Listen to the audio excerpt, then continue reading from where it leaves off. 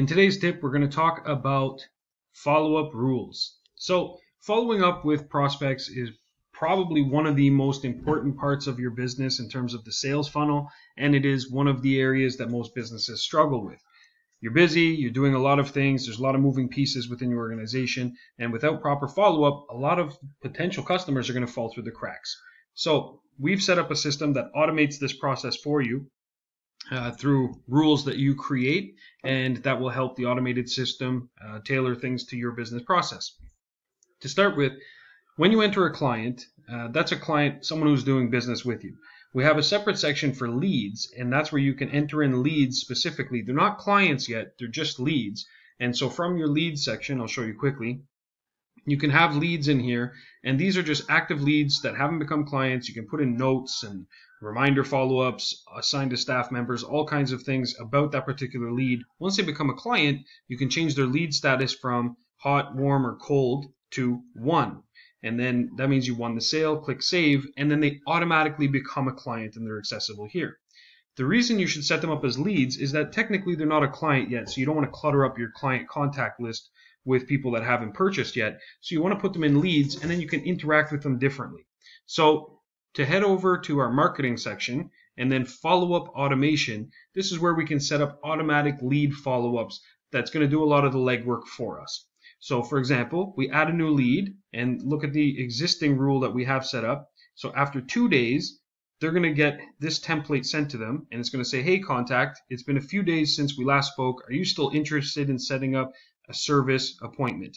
Now those two things you can see there, contact and service, are going to be replaced with the variables that we've put under the lead profile. One being the contact, and two is the service of interest that they called us about that we can enter on their profile.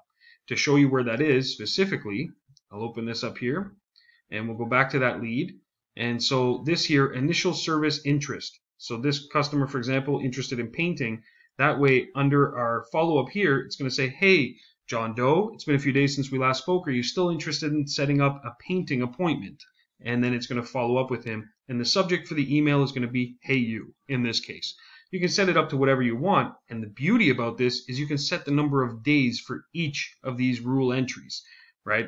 So, for example, this one's going to follow up after 2 days, but maybe we want to set another one to follow up after a week. So we set it to 7 days.